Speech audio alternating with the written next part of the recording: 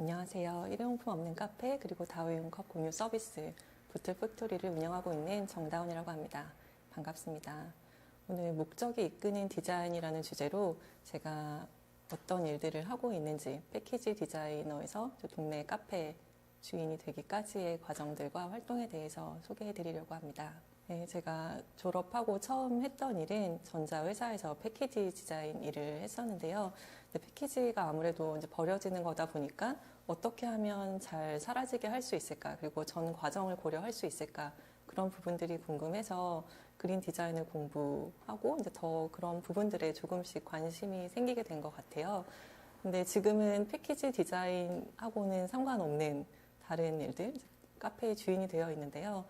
이렇게 되기까지의 과정은 어떻게 보면 제가 일회용 플라스틱 컵을 어떻게 줄일 수 있을까, 일회용품을 일상에서 어떻게 줄일 수 있을까에 대한 질문과 그거에 대한 실험과 답을 하는 과정이었던 것 같아요. 그리고 그 질문의 시작은 아까 말씀드렸던 첫 직장으로 다시 거슬러 올라가게 되는데, 우선 제가 그때 일회용 컵을 저 스스로 굉장히 많이 썼었고요. 하루에 한 일상적으로 커피를 한 3잔을 마셨던 것 같아요. 근데 그러다 보니까 제가 이제 그런 문제의식을 좀 느끼게 됐었고, 그리고 이렇게까지 이 시간까지 오게 된 어떤 질문을 갖게 된 어떤 하루 계기가 되는 날이 있었는데요.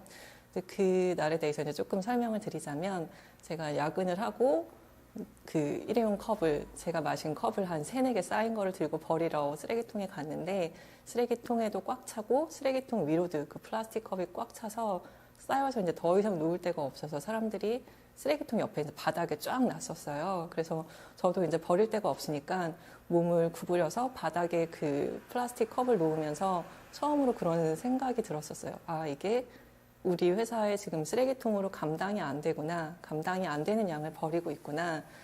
그러고 나니까 처음으로 생각을 해보게 된 거예요. 2층에 100명이 넘는 사람들이 있는데 오늘 하루에 몇 개지?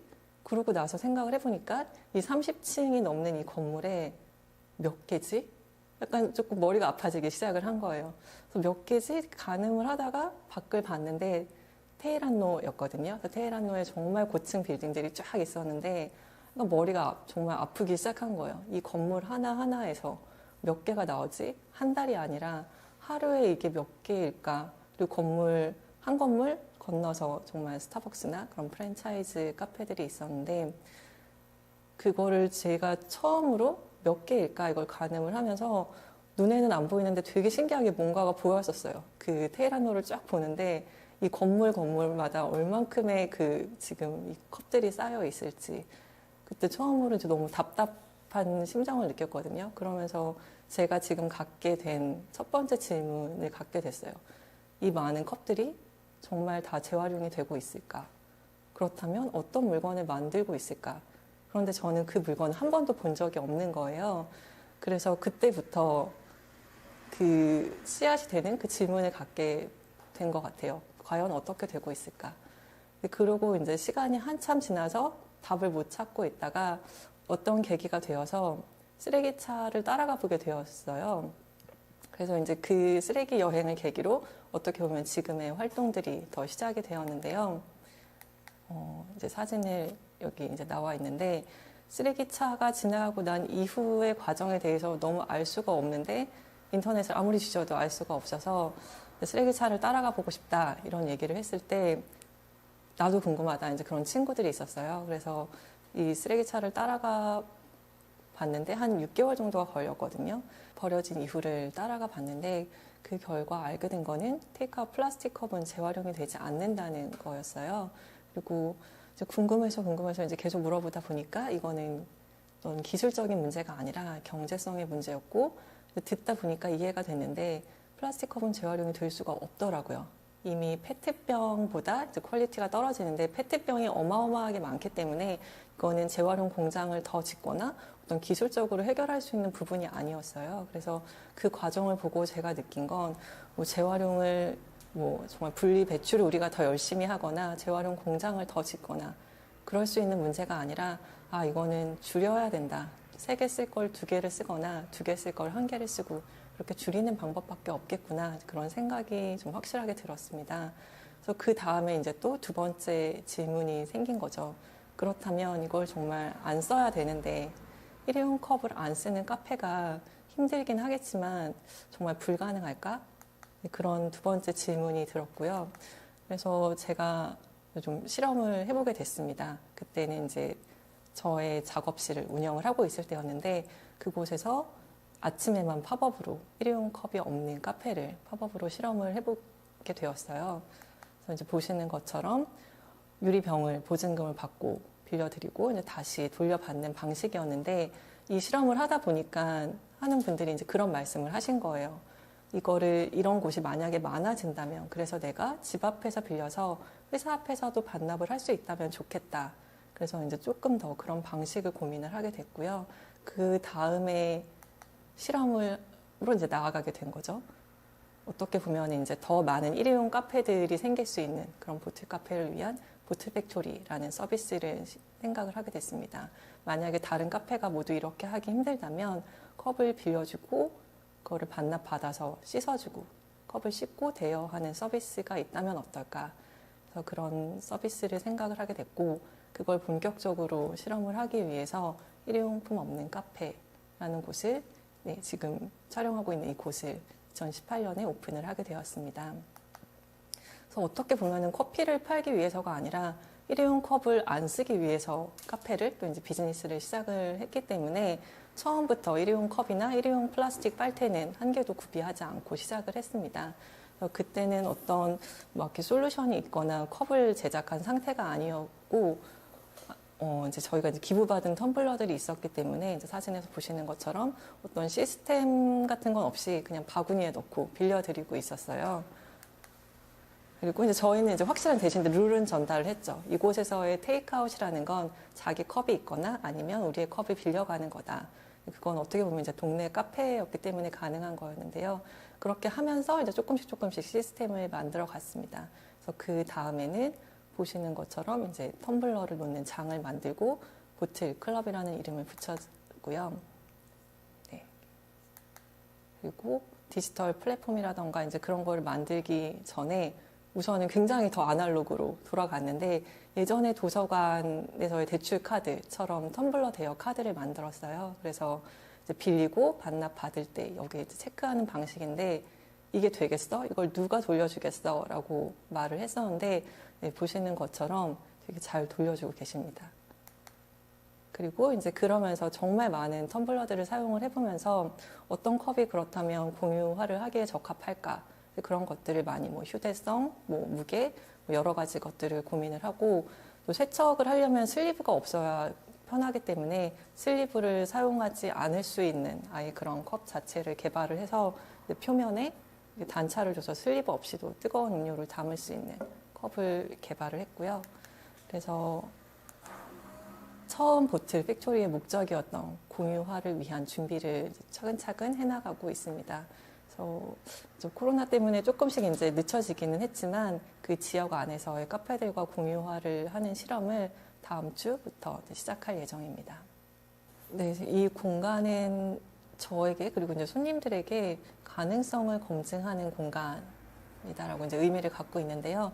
이 화면에 있는 이 사진은 여기 오셨던 손님이 인스타그램에 찍어서 이제 사진을 올려주시면서 이 공간을 소개해 주신 모습이에요. 이제 보통은 카페 오시면 뭐 커피 음료 사진을 이제 뭐 멋있게 사진을 찍거나 그런데 이 텀블러를 대여하는 모습을 사진을 찍어 올리면서 가능성을 검증하는 공간이다라고 소개를 해주셨어요. 근데 제가 이 올려주신 분의 글을 보고 굉장히 감사했었는데요. 왜냐하면 제가 이 공간에 대해서 처음 만들 때 생각했던 모습이었기 때문이에요.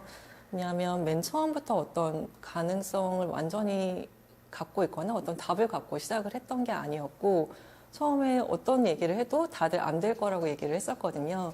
일회용 컵을 아예 구비를 안 한다고? 일회용 빨대를 아예 안 쓴다고? 그건 안 될 텐데? 라고 얘기를 했었고 그래서 제가 이제 그 다음 사진인데 어떻게 보면은 답이 있어서 시작을 한 건 아니었고 그래도 없는 거를 원칙으로 하고 시작을 하고 그러면서 답을 찾아가겠다라는 생각을 갖고 있었어요. 그래서 보시는 것처럼 만약에 처음부터 이 모든 거에 대한 답을 갖고 있었다면은 답이 있어야 된다고 생각을 했으면 시작을 못했을 텐데 없이 한번 시작을 해보고 그러면서 어떤 문제가 있는지를 봐야겠다라고 생각을 했었는데 하다 보니까 텀블러를 빌려드리는데 뭐 3개씩, 4개씩 사갈 경우에 어떻게 드릴 방법이 없었어요. 그래서 바구니에 담아 드리기도 했고 그러다 보니까 아, 텀블러 캐리어가 필요하구나. 그래서 이제 오른쪽에 있는 사진처럼 텀블러 캐리어를 만들기도 했고 텀블러를 빌려드렸는데 저희가 없을 때 반납을 하시느라고 이렇게 비닐봉지에 넣어서 문에 달아 놓으신 분도 계셨던 거예요. 그래서 이걸 보면서 아, 빨리 이제 무인 반납함을 만들어야겠다. 그리고 좀 더 시스템을 만들어야겠다. 그렇게 하기도 했고 이런 것들을 조금씩 해가면서 저희 나름대로의 이제 솔루션을 찾아갔고 그러는 과정이 어떻게 보면은 가능성을 검증하는 시간이었고 뭐 이제 텀블러를 대여를 하는 거라던가 그리고 이제 앞으로 남은 과제인데 컵을 공유하는 것도 그렇고 이것도 여전히 안 될 거다라는 얘기를 듣고 있는데 사실 될 거다라고 확실하게 어떤 걸 갖고 있기보다는 여전히 가능성을 검증을 해봐야겠다라는 마음을 갖고 있습니다. 그래서 여기 오신 분들이 그런 거를 캐치해 주셨다는 게 굉장히 감사하고 그리고 이곳에서의 실험이 그래도 성과가 있었던 거는 아까 이제 최우장 때도 그런 벤치마킹 사례를 말씀을 드렸는데 얼마 전에 어떤 지인분이 강릉에 갔는데 어떤 카페에서 되게 작은 카페에서 텀블러를 빌려주고 있었대요. 그래서 되게 신기해서 어떻게 이런 걸 하냐 그랬더니 보틀팩토리라는 곳에서 하는 걸 보고 하게 됐다. 이제 그렇게 말씀을 하셨다고 하더라고요. 그래서 어떻게 보면 저희의 이제 이런 실험이 좀 가능하다라는 거를 보여줬고 그게 이제 좀 다른 곳에도 또 다른 방식으로 이제 하게 되어서 좋은 성과라고 생각을 하고 있습니다. 그리고 이제 두 번째 유어버트 위크라는 행사에 대해서 좀 소개를 해드리려고 하는데요. 이거는 어떻게 시작을 하게 됐냐면 맨 처음에 목적이었던 다른 카페들과 함께 연대해서 함께 하는 거를 하기 위한 실험이었어요. 컵이라던가 이제 그런 디지털 플랫폼이라는 인프라가 갖춰지기 전이었기 때문에 다른 카페와 함께 일회용품을 안 쓰려면 어떻게 해야 될까? 이거를 설득하는 과정은 굉장히 어려웠는데 이제 그때 들었던 생각은 일주일이라면 해볼 만하지 않을까? 만약에 일주일만 같이 해보자고 하면 할 수 있지 않을까? 그래서 유어버트 위크라는 일회용품 없는 일주일을 제안을 하게 됐습니다. 맨 처음에 2018년에 시작을 했는데요. 이때 동네 이제 7군데의 카페와 함께 하기 위해서 더 많은 텀블러가 필요했고, 그래서 집에서 안 쓰는 텀블러를 모아달라라고 SNS에 올렸어요. 근데 사진에 이제 보시는 것처럼 저희도 깜짝 놀랄 정도로 너무 많은 텀블러가 저희에게 왔어요. 제주도에서부터 이제 전국에서 한 600개의 텀블러가 모였는데 이거는 그만큼 집에 안 쓰는 텀블러가 많다는 얘기죠. 그래서 이런 애물단지 텀블러를 이제 보내주셔서 저희가 아주 감사하게 7곳의 카페와 함께 저희가 하는 방식으로 텀블러를 빌려드렸고요. 이거는 SNS에 올려주신 모습들이고 그리고 이때 이제 저희가 몇 가지 제안을 드렸죠. 무조건 빨대가 컵에 먼저 나가서는 안 된다. 그래서 빨대 없이 마셔보는 건 어떨까요? 라는 제안을 하는 메시지 카드라던가 이런 거를 함께 일주일을 했고요. 이 유어버트 위크를 첫 해하고의 성과는 카페들이 이 경험을 하고 되네? 라는 거를 느꼈어요. 그래서 이거를 끝나고 빨대 없이도 괜찮네. 그렇게 유리빨대를 쓰거나 빨대를 안 쓰는 경험으로 이제 경험을 해보고 이제 그런 결과를 갖게 된 카페들도 있고요. 뭐 이런 텀블러 세척소도 운영을 하고 저희가 이제 뭐 캠페인이 아니라 페스티벌처럼 생각을 했기 때문에 여러 가지 컨텐츠를 제공을 했습니다. 그리고 작년에 두 번째 유어버트 위크 때는 이제 기간을 2주로 늘리고 카페만이 아니라 동네에 더 많은 가게들, 베이커리라던가 이제 뭐 분식집 같은 거가 함께 했고요. 그래서 가게에 이런 식으로 이제 팝업 이걸 붙여놨었어요. 2주일 동안 일회용품 없이 포장해볼까요? 이제 이런 거를 제안을 드리고 분식집 그런 곳에서 이 길에서 어떻게 보면 2주일 동안 일회용품 없이 운영을 해보는 경험을 했는데 이때도 이제 몇 군데 가게에 좋은 성과들이 있었습니다. 그리고 이제 올해 세 번째 유어버트 위크를 지금 준비하는 중에 있고요. 올해는 한 50군데 정도로 가게가 늘어날 예정입니다. 그리고 마지막으로 이제 최우장이라는 장터에 대해서 이제 소개를 해드리려고 하는데요.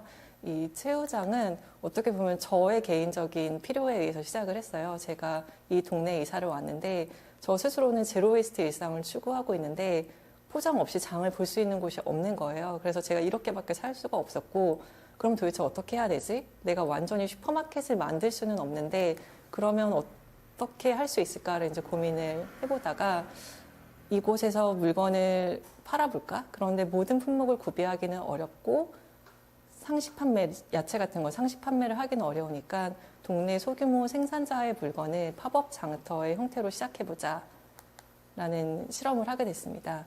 그래서 동네 가게들의 물건을 한 달에 한 번 포장 없이 판매하고 소비자가 채워가는 채우장을 기획을 하게 됐습니다.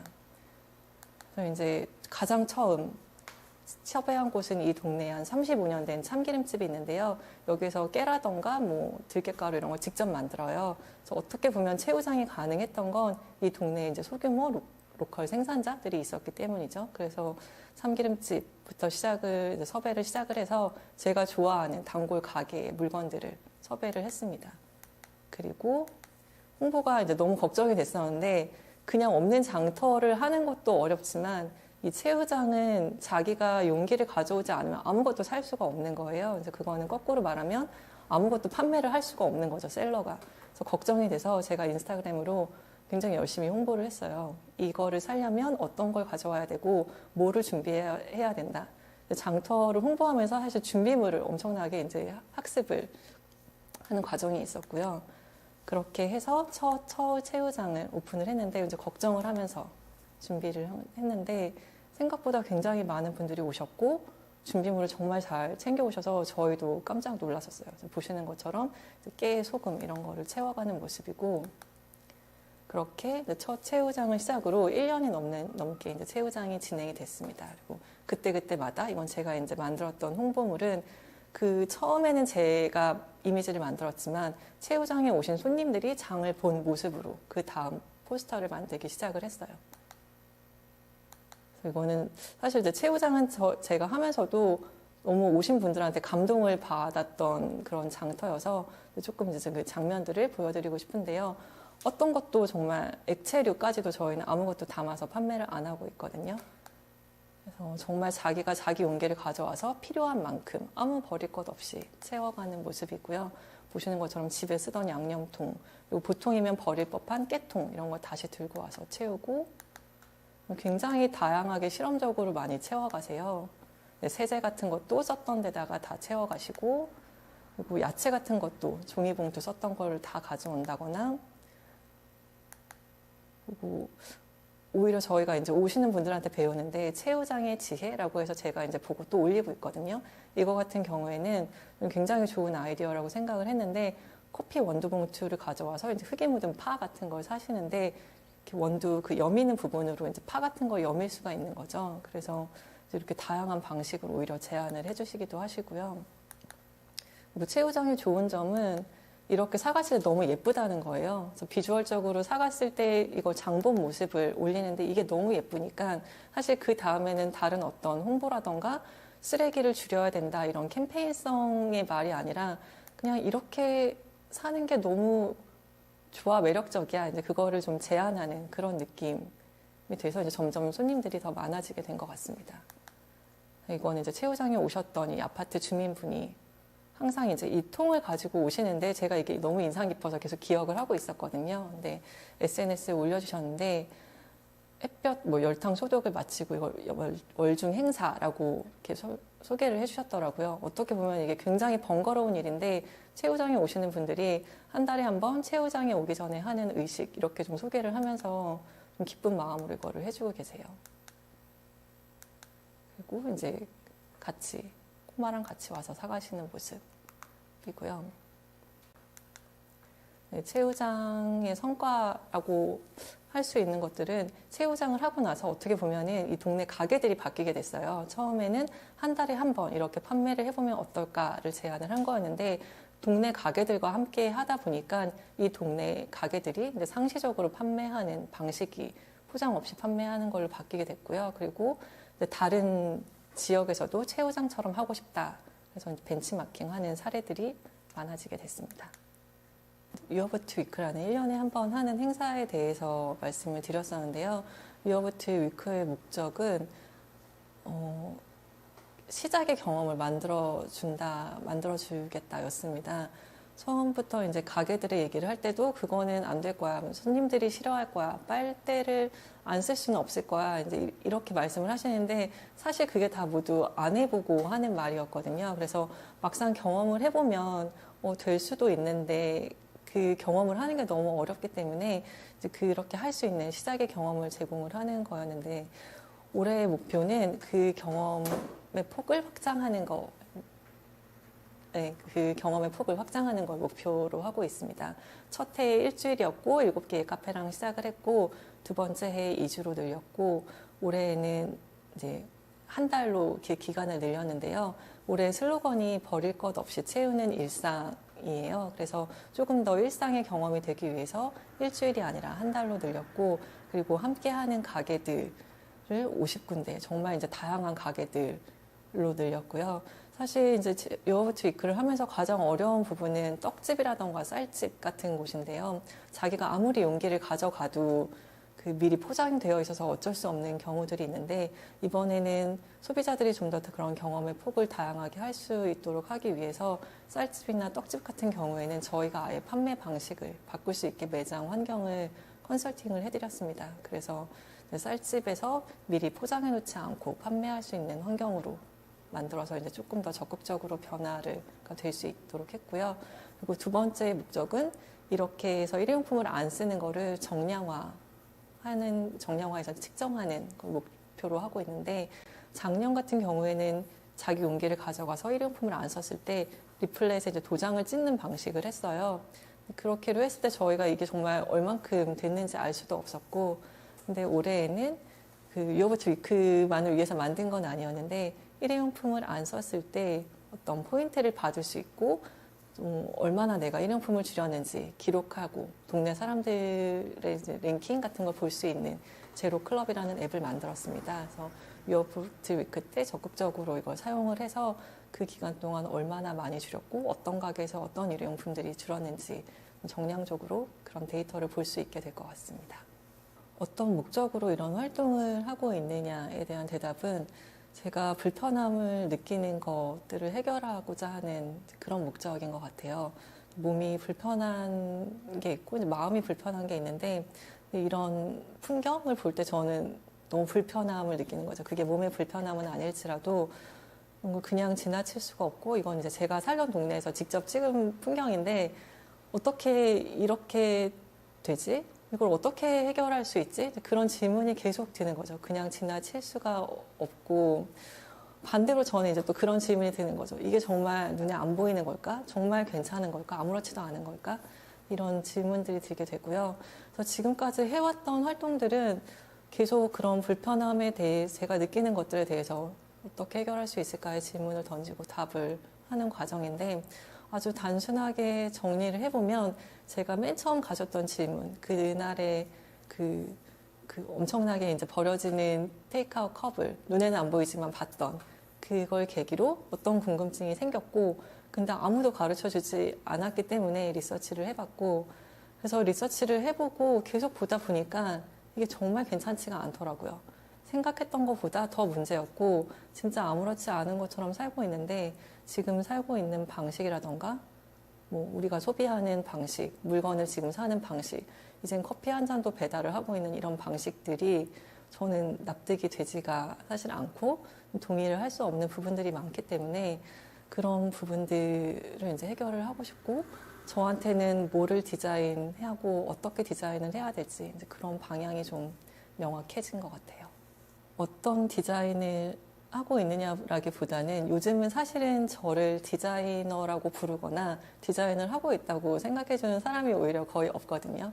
이제 이 동네에서는 저의 역할은 이제 카페 주인으로 가장 많이 불리고 있고 그리고 저는 저를 한 번도 그렇게 소개하거나 생각한 적이 없는데 활동가라고 불러주시는 분도 계세요. 근데 여전히 저는 그렇게 생각은 안 하고 있지만 그리고 얼마 전에는 이제 친구가 그런 말을 하더라고요. 디자인을 안 하고 있는데 아쉽지 않냐 그런 질문을 해서 사실 별로 아쉽지가 않아서 생각을 해보니까 나 디자인 하고 있는데 난 계속 디자이너라고 생각하고 있는데 그런 생각이 들었어요. 그래서 카페 주인이라고 불리고 있고 오히려 활동가라고 불러주고 있지만 사실 저는 스스로는 디자이너라고 생각을 하고 있고요.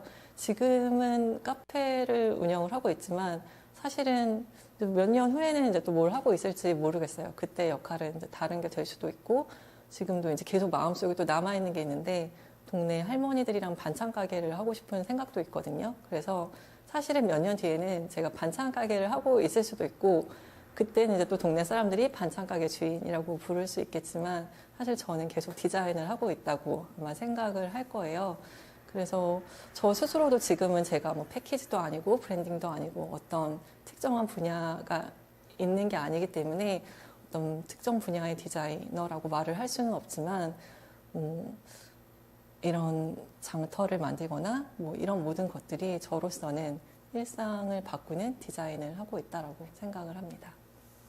네, 지금 IDCC 컨퍼런스가 열리고 있는 오늘은 이제 아까 설명드렸던 세 번째 유어브티 위크가 열리는 기간이기도 한데요.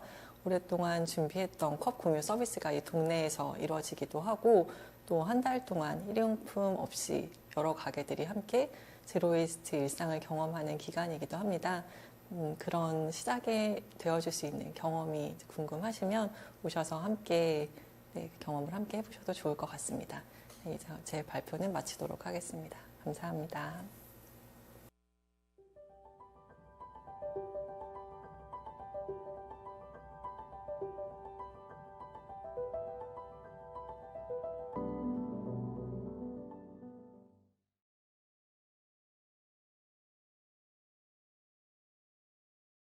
안녕하십니까. 저는 현재 미디어 작가로 활동하고 있는 송호준이라고 합니다. 이렇게 IDCC 2020에서 목적이 이끄는 디자인을 주제로 발표를 하게 돼서 영광이라고 생각을 합니다. 제가 오늘 발표할 내용의 제목은 용두사미적인 그리고 반인과적인 삶을 살자입니다. 그래서 영어로는 안티클라이막스 안티코절인데요. 그 용두사미를 그 영어로 찾아보면 안티클라이막스라고 해서 이제 제가 사실은 지금 제일 좋아하는 어떤 제 삶의 모토처럼 이제 삼고 있는 단어가 이제 용두사미이기도 하고요. 그 안티코절이라는 거는 인과적인 거를 반해서 살고자 하는 어떤 그런 어떤 자세 같은. 그래서 오늘은 제가 이 안티클라이막스랑 안티코절의 삶의 태도를 가지고 뭔가 새로운 거를 발견하려고 하는 제 이야기를 좀 한번 해보고 싶어서 주제를 이렇게 선택을 했습니다.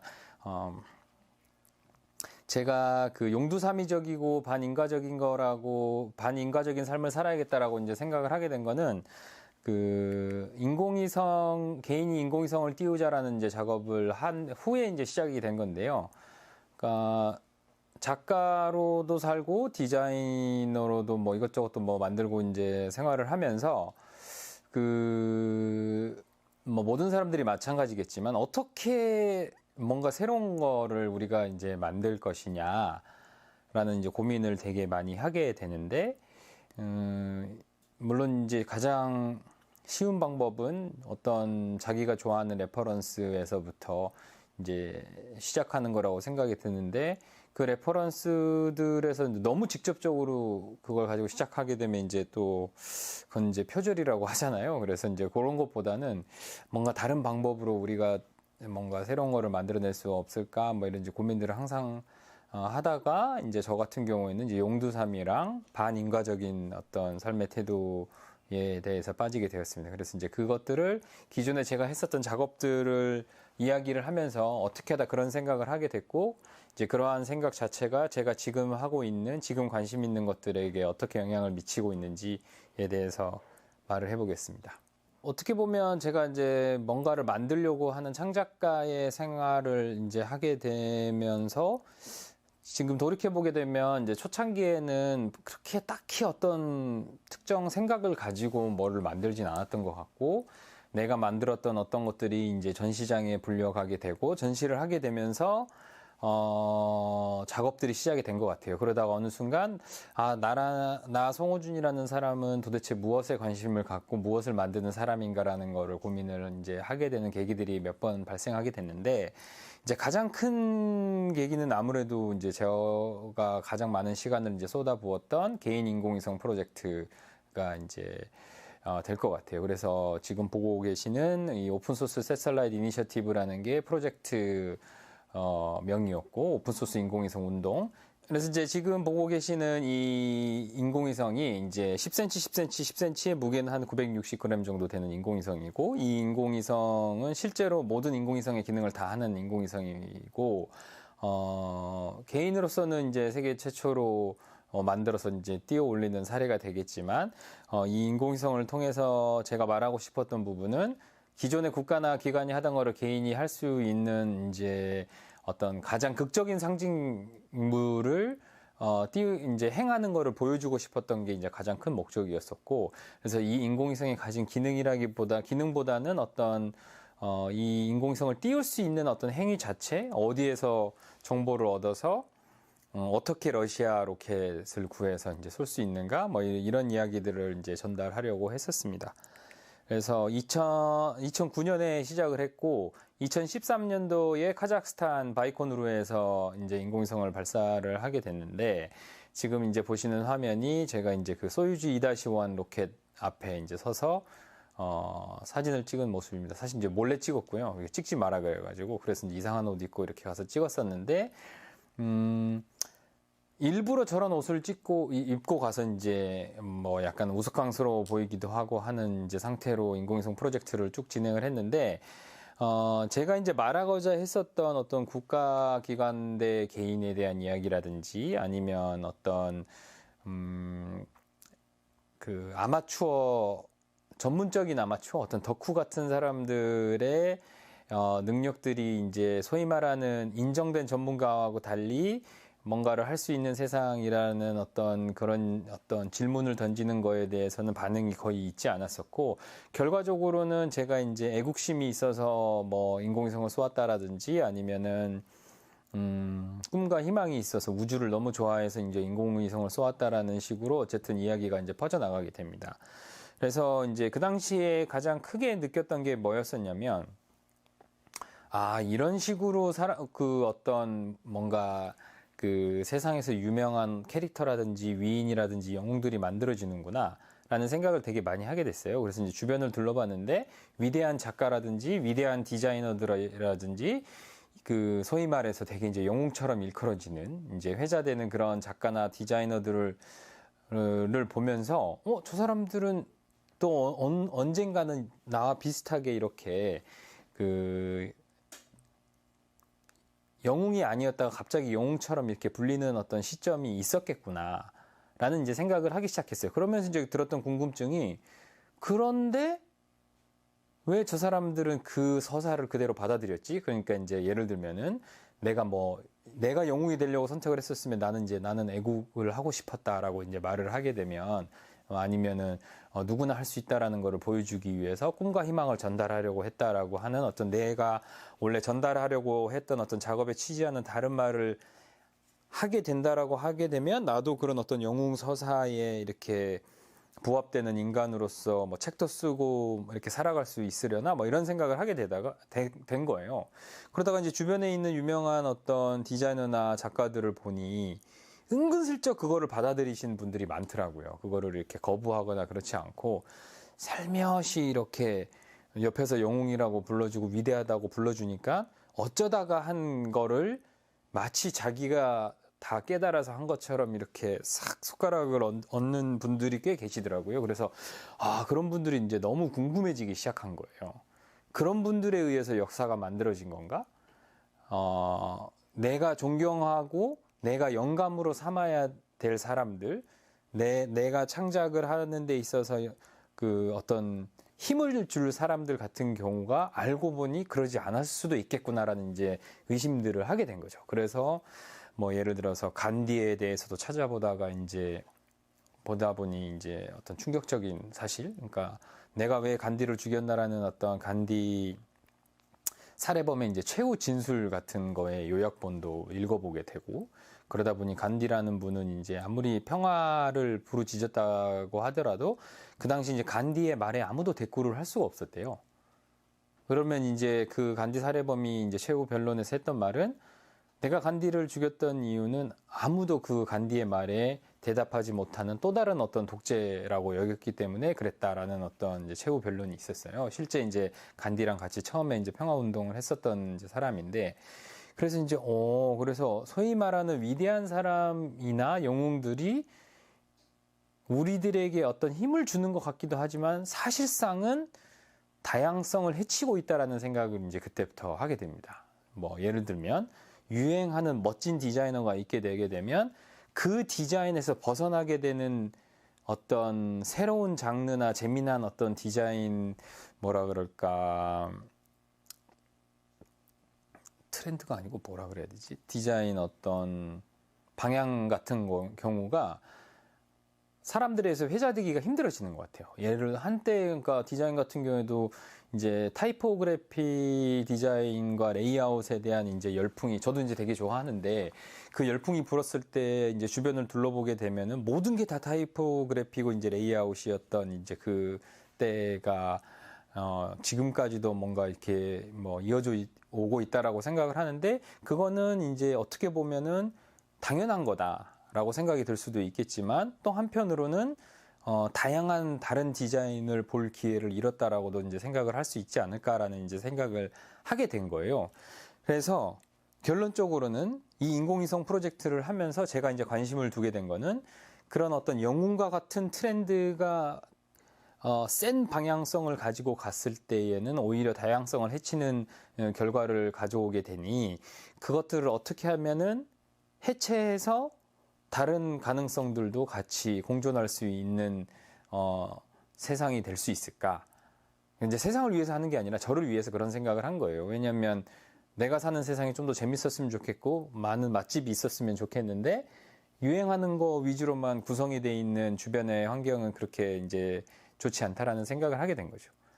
그리고 이제 그런 생각들이 더욱더 이제 크게 저한테 다가오게 된 계기는, 이전에 이제 아시아 문화 전당에서 저한테 어떤 전시 섹션을 하나 맡겨서 이제 제가 그 어떻게 보면 뭐 리서치 겸 큐레이션 비슷하게 이제 작업을 한 적이 있었는데, 그때 이제 했었던 작업의 타이틀이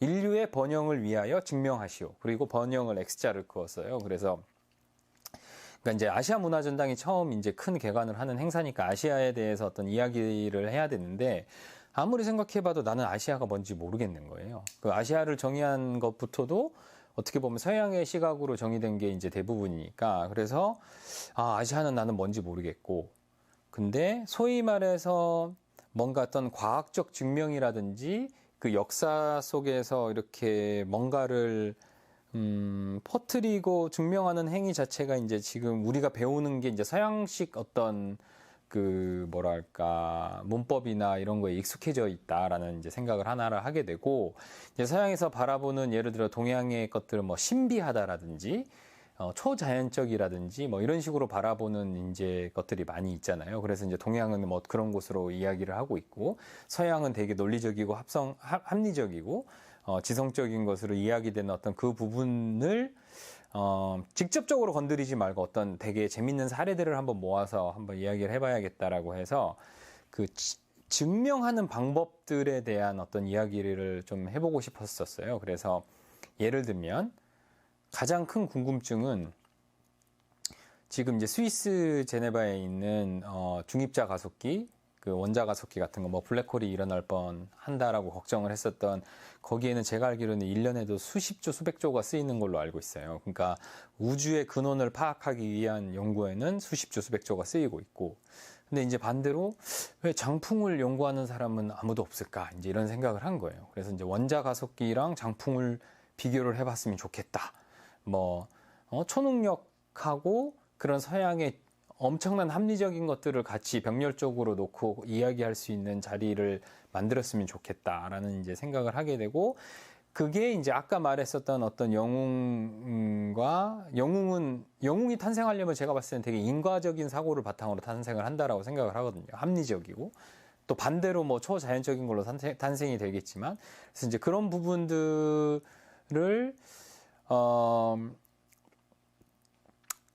좀 더 깊게 이제 들여다볼 수 있게 된 게 이제 서양의 과학사라든지 아니면 이제 미술사라든지 그런 초자연적인 현상들의 것들을 이제 비교를 해보면서 결과적으로 어떤 방향성, 사람들을 잘 설득을 한 어떤 디자인이 됐건 예술이 됐던 과학이 됐건 이런 것들이 이제 세상의 주류 어떤 뭐랄까 주류가 되어서 우리들에게는 전달이 되었고, 그러면은 우리가 이렇게 아까 처음으로 돌아가게 되면 새로운 창작을 하기 위해서는 어떻게 해야 될까라고 생각을 했었을 때 그 주류에서 벗어난 다른 이제 것들을 발견하고 싶어 하는 게 이제 모두의 어떤 열망이지 않을까라는 생각이 들었던 거죠, 저 같은 경우는.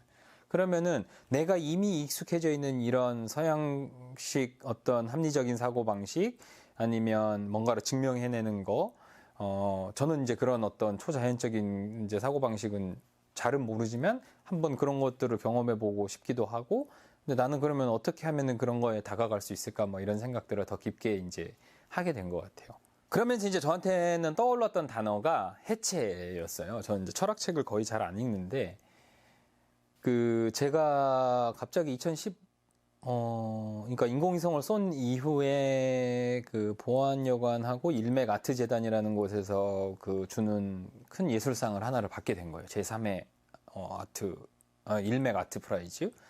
여기 이제 단일 수상자로 제가 선정이 됐고, 상금도 되게 많이 받았는데, 전시를 준비하기 위한 기간이 1년 정도가 있었어요. 그래서 거기 계신 이제 여러 작가분들, 뭐 시인, 그러니까 이제 심사위원분들하고 1년 동안 토론을 했었는데,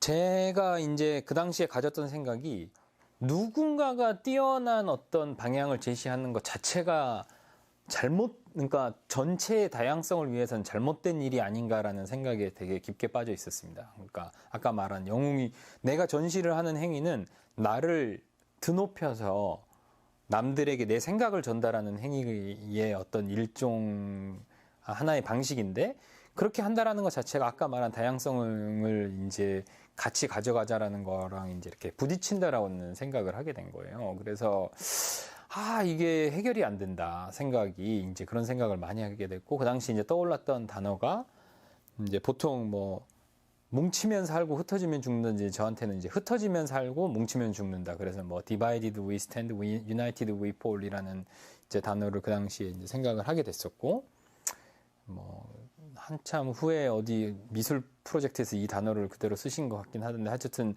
저한테는 그 정도로 예전처럼 우리가 의견을 말을 하기 위해서 연합해서 해야 된다라는 게 여전히 유효하긴 하지만, 이제는 다른 식으로 연합을 해야 되는 이제 상황이 되지 않았나? 왜냐하면 어쨌든 우리가 연합해서 어떤 한 방향을 이끌어 나가게 되면 다른 방향은 죽을 수밖에 없는데, 이미 그거를 내가 20살도 아니고 40살, 뭐 50살이 되게 되면은 분명히 그 부작용에 대해서 알고 있거든요. 한 방향의 학문이나 무엇인가가 무지하게 세졌을 때 다른 쪽이 눌릴 수밖에 없다라는 걸 다 알고 있는데, 그래서 이제 어떤 이 흩어짐에 대해서 조금 고민을 해보고 싶다라는 생각이 이제 많이 듭니다. 그래서 이제 일맥 아트상을 타고 제가 전시를 할 때에는 도저히 전시를 할 수가 없어가지고, 지금 저의 상황을 가장 대변해 주는 게 이제 뭘까라는 생각을 하게 된 거죠. 그러니까 이렇게 저 같은 경우는 종교를 믿지 않으니까 뭔가 어떻게든 치열하게 부딪혀서 논쟁하고 새로운 거에 대해서 이야기를 하고 내 것을 지키기보다는 이제 그렇게 살아야 된다라고 이제 생각을 한 거예요. 뭔가 해체하고 항상 의심하고 회의적으로 모든 거를 바라보고 이렇게 살아야 된다고 생각을 했는데, 그래서 이제 소위 말하는 낭만주의 예술 뭐 이런 것들을 좀 혐오했었던 것 같아요. 뭐 영웅, 팬심, 팬덤. 왜냐면 거기서 그게 낭만주의가 낭만주의 아트라는 게 그런 거잖아요. 뭐 앤디 워홀, 마약하다가 막 쓰러져 있고 뭐 무슨 작업을 했는데, 그게 이제 되게 비싸게 팔리고 멋진 사람이고 천재고, 뭔가 이제 그런 것들에 대해서 이제 반대를 하고 있었다가 이 전시를 준비하면서, 근데 갑자기 저한테 그 당시에 떠올랐던 단어가 평양냉면이 떠오른 거예요. 갑자기 이제 평양냉면을 내가 좋아하는 거를 생각을 하다 보니 나부터가 되게 이율배반적이라는 생각을 하게 된 거죠. 그 낭만주의 속성, 뭔가 이렇게 근거나 이유를 알고 싶어 하지 않으면서 좋아하는 게 분명히 있구나. 그러면서 이제 더 이제 아무것도 못 만드는 상태에 제가 이제 빠져들게 된 거예요. 그래서 이제, 그 당시에 제가 이제 제 내적으로 싸우고 있었던 건 낭만하고 이제 해체랑 이렇게 해서 싸운다라고 해서 이제 뭐 시를 써봤는데 이걸 번역을 하실 수 있을지 모르겠지만 이제 짧고 유한하다, 허상이 필요하다, 절실하게 마법에 걸려 하나 되어라, 낭만을 위하여. 그래서 이제 이게 하나는 낭만 파트고, 짧고 유한하다, 가식 없는 부지침을 치열하게 흉내쟁이보다 힘센 잡초가 되어라, 우연을 위하여. 그래서 이제 해체 쪽에는 우연이라는 단어를 써서 이야기를 하게 되고, 낭만은 이제 뭔가 마법에 걸리고 이렇게 하나를 이제 믿어가는 이제 상황에 대해서 이야기를 하게 되고, 제 속 스스로도 그게 부딪히다 보니까 이제 전시를 할 때 뭔가를 만들지는 못했고, 이렇게 부딪히는 두 가지 주제를 이야기할 수 있는 이제 포럼만 개최를 해서 전시를 했었던 것 같아요. 그래서 진짜 그 당시에 했었던 포럼 주제 중에 하나가 원자 가속기와 장풍이라는 것도 있었고, 뭐 낭만에 대한 이야기를 하기 위해서 뭐 예를 들어 욕조 만들기 워크숍 같은 것도 있었던 것 같고, 그래서 이제 그런 식으로 이야기만을 하다가 뭔가를 내가 만든다라는 것 자체가 되게 무섭고 건방지다라는 이제 생각에 한참 동안 빠져 있게 되었습니다. 이제 그러다가 그런 저의 그런 생각들, 결과적으로는 이제 저는 어떤 상황에 이르게 됐냐면, 이제 이 해체랑 관련된 것 생각은 이제 그 당시에 물론 이제 뭐 데리다의 이제 삶에 대해서도 찾아보고, 데리다의 해체주의가 그렇게 보니까 되게 멋있고 간지나는 게 많더라고요. 근데 이제 그게 왜 그렇게 지금에는 다시 예전처럼 멋지게 회자가 안 되는지 이제 그런 기사도 찾아보게 되고, 하지만 여전히 저한테는 아니면 많은 세상에는 유효한 생각이라고 생각이 됐었는데, 그러면서부터 저한테는 이제 키워드가 우연, 랜덤 뭐 이런 것들이 됐어요. 왜냐하면 그런 소위 말하는 직관에 반하는 게 우연이라고 생각을 하거든요. 천재랑 반하는 게 우연이나 랜덤인 거고, 근데 천재나 영웅과 같은 어떤 그 주류를 만들어가는 쪽은 인과관계나 이런 게 되게 중요하다고 보여지는 거예요. 내가 아침에 우유를 먹어서 좋은 대학교에 갔다. 이제 이렇게 설명하시기를 좋아하는 이제 부류들이 있고, 어떤 사람들은 왜 그렇게 했는지 잘 모르겠어요. 계속 이런 것들을 이제 되풀이하는. 그래서 이제 랜덤하고 우연한 것들에 대해서 이제 집착을 하다가 그런 것들을 표현할 수 있는 방법이 무엇일까를 이제 고민하게 된 거죠. 이런 식의 이제 제 삶의 태도를 이제 전시라든지 아니면 작업으로 어떤 식으로 표현을 할까 이제 고민을 하다가 이제 그 중에 하나로서 이제 제가 그 전에 좋아했었던 이제 음악을 이제 선택을 하게 된 거고, 그래서 이제 골드 앤 실버라는 밴드 같은 게 이제 뭐 즉흥음악 밴드인데, 즉흥음악 밴드들이 많이 있잖아요. 근데 이제 우리끼리 이야기했었던 거는 일단 너무 실험적이지 않고, 그리고 즉흥을 하게 되면 진짜 즉흥을 해보자라는 이제 생각을 해봤어요. 그래서 제목만 6개나 5개를 정하고 실제 이제 공연에 들어가자. 그래서 연습은 절대 하지 말자. 그리고 또 하나는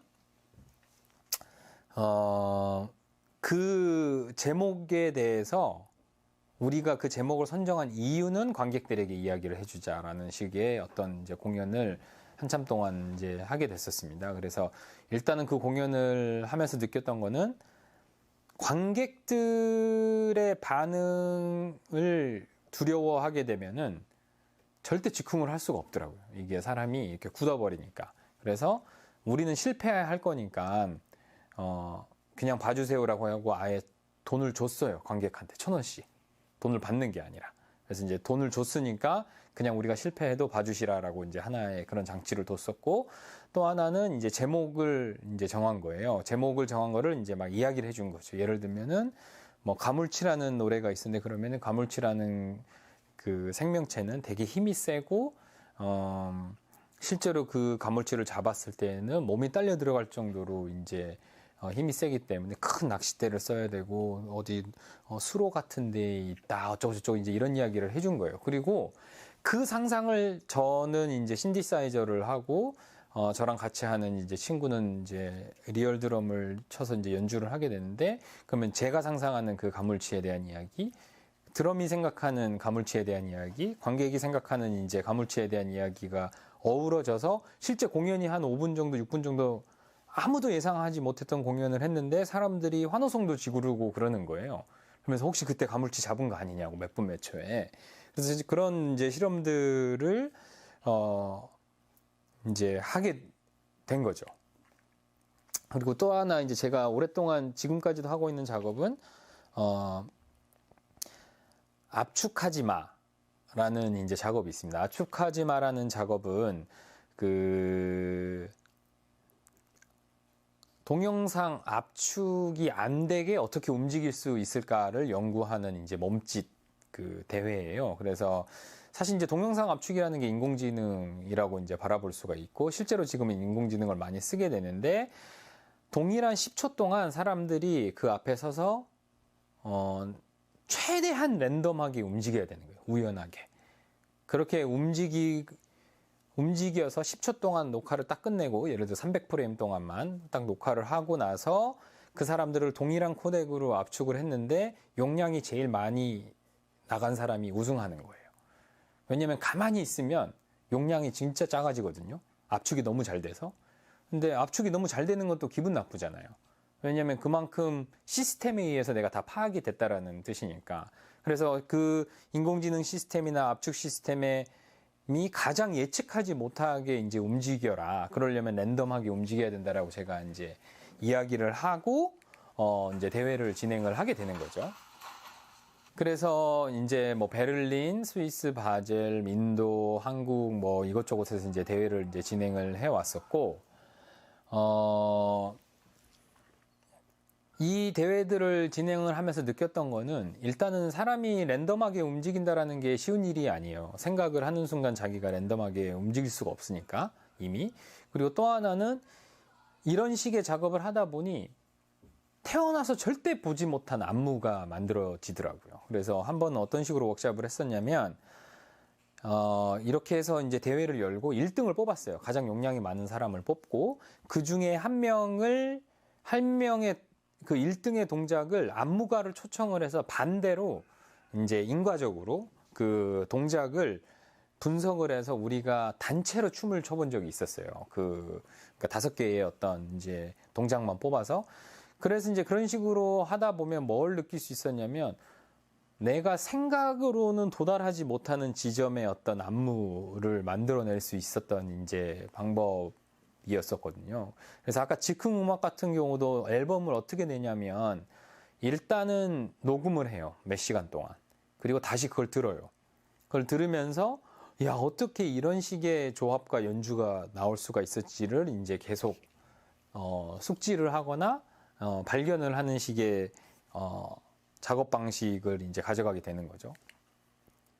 그래서 얘는 이제 압축하지마가 대전에서 열렸던 이제 압축하지마 상황인데, 이제 마지막 분이 그 앞에서 하는 것들을 보더니 압축하지마는 가장 많은 변화를 일으키면 되는구나 하면서 본인의 옷을 가지고 이제 휘둘러서 1등을 하셨던 이제 분이 계셨습니다. 그래서 어찌 보면 이렇게 압축하지마 같은 그 우연하고 랜덤하게 움직이는 행위 자체가 제 생각에는 이제 어떻게 다가오냐면, 새로운 우리가 예측하지 못했던 거를 발견할 수 있는 어떻게 보면 좋은 방법이 아닌가. 만약에 우리가 되게 논리적으로 이성적으로만 생각을 해서 차근차근 내가 습득하고 익힌 걸 바탕으로만 어떤 길을 가고자 한다라고 하게 되면 결과적으로는 저는 그 한계 속에만 갇혀 있을 수밖에 없다라고 생각을 하거든요. 근데 이제 우연하고 랜덤한 거를 적극적으로 수용을 한다라고 하게 되면 사실 이 세상에 잘못될 일이 없는 거예요. 만약에 지금 이렇게 녹화를 하다가 카메라가 꺼진다라고 하더라도 분명히 어떤 새로운 방향으로 나아갈 수 있는 어떤 재미난 상황으로 연결되는 거가 아닌가, 뭐 이런 생각을 해봅니다. 그래서 이제 비슷한 거의 일환으로 반인공지능 한국어 발성기법이라는 이제 워크숍을 한 적이 있었는데, 이 워크숍 같은 경우에는 사람은 알아들을 수 있는데 컴퓨터는 알아들을 수 없는 발성을 해보자. 그래서 예를 들면 엄마 오늘 김치찌개 끓여줘를 터키식 억양으로 해본다라든지 엄마 오늘 오늘 김치찌개 끓여줘를 이제 중간중간 사이에 파이어음이나 화이트 노이즈를 넣어서 컴퓨터를 속여본다라든지 이런 식의 이제 워크샵을 진행을 했었습니다. 그래서 엄마 오늘 저녁은 김치찌개 끓여줘는 엄마 오늘 저녁은 김치찌개 끓여줘. 뭐 이런 것들을 단체로 연습을 이제 해보는 박수 치면서 연습을 했었던 이제 작업을 했었던 것 같습니다. 네, 지금 이제 안녕하십니까 오늘은 성우진입니다 이런 걸로 해보고 터키식 억양으로 발음을 해보고 백색 노이즈를 이제 섞어서 발음을 하는 이제 이런 워크샵을 했었던 거죠. 그리고 이제 또 다른 작업으로는 이제 비슷한 맥락이 있는데요. 온오프 에브리띵이라는 이제 작업과 같은 경우에는 그 컨센트를 뭐 80개나 몇십 개를 제가 준비를 하고 그냥 사람들한테 아무 물건이 전기장치를 가져오라고 이제 이야기를 한 다음에 그걸 다 같이 꼽고 제가 5초 동안 전기를 넣었다가 뺐다가를 계속 반복을 하는 이제 전시예요. 그러다 보면 사람들이 가져온 어떤 장치들이 동시에 켜지기가 힘들거든요.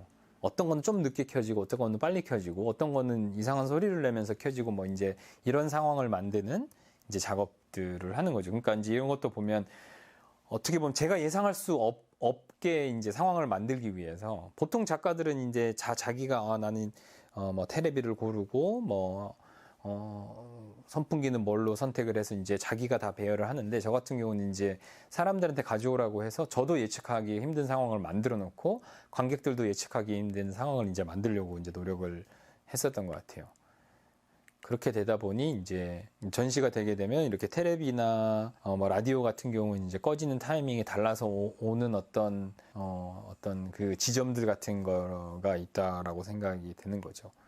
그래서 이제 뭐 파티를 한다라고 해도 정말 음악 빼고는 전체 불을 다 껐다 켰다 하면서 이제 이야기를 했었던. 그래서 사실 어떻게 보면은 이게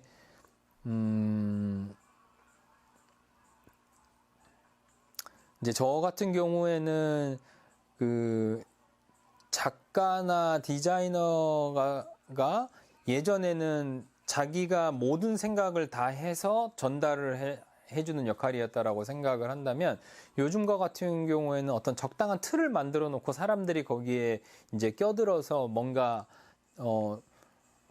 자기도 모르게 어떤 의도한 사람의 의도와는 전혀 상관없이 이렇게 막 발전해 갈 수 있는 어떤 뭐랄까 그냥 틀이나 그 환경을 만들어주는 사람이 더 매력적으로 이제 느껴지고 그렇게 할 때 비로소 우리가 쉽게 다가가지 못하는 지점들을 다가갈 수 있지 않나라는 이제 생각을 하고 있습니다. 현재로서는. 그래서 사실 이 슬라이드에는 지금 포함이 안 됐지만 그와 비슷한 이유로 제가 이제 빠져 있는 게 계곡이나 아니면 바다에서 하는 이제 플라이 낚시나 루어 낚시 같은 경우 그리고 뭐 서핑이라든지 아니면 지금은 최근에는 이제 서핑하고 비슷한 요트가 있는데 결과적으로 이 모든 게 되게 어떤 불확실하고 예측하기 힘든 상황 속에서 경험적으로 이런저런 어떤 그 컨비네이션들을 이제 찾아가는 그런 이제 행위에 이제 빠져 있게 되는 것 같아요.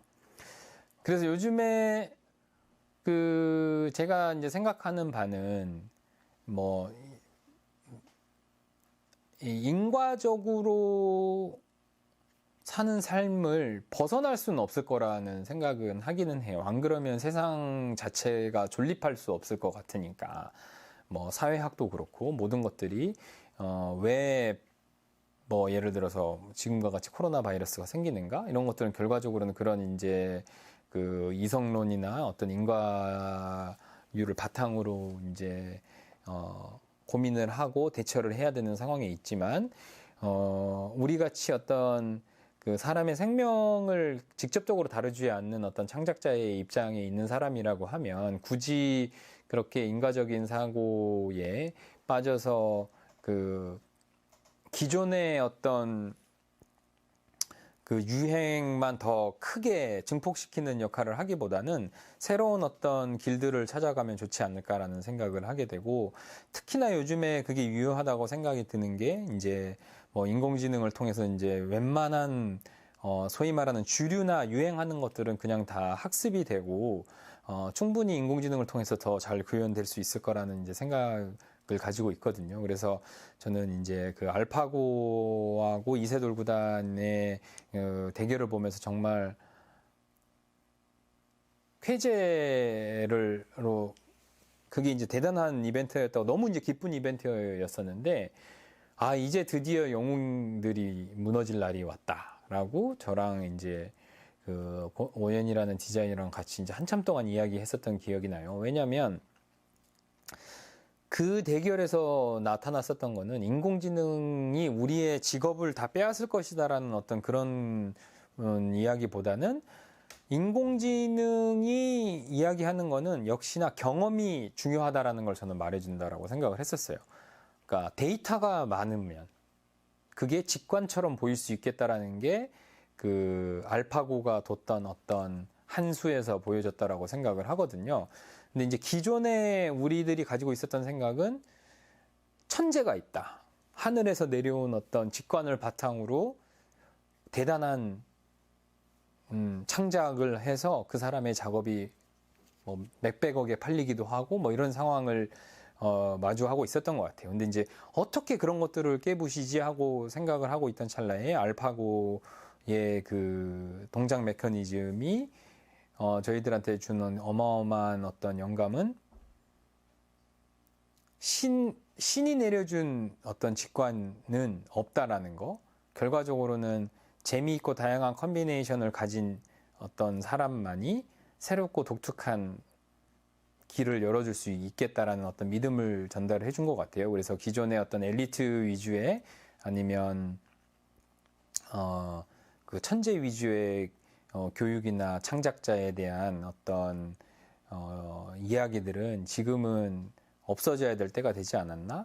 그리고 새로운 창작을 위해서는 그런 우연과 불확실을 이제 받아들이는 게 중요하지 않나? 뭐 이런 생각을 하게 됐습니다. 하여튼 아무쪼록 여러분들도 용두사미를 용두사미는 어떤 새로운 창작의 시작이니까, 그리고 반인과적인 어떤 우연하고 불확실한 거를 물론 이제 불안하겠지만 즐길 수 있는 상황이 됐으면 좋겠습니다. 네, 고맙습니다.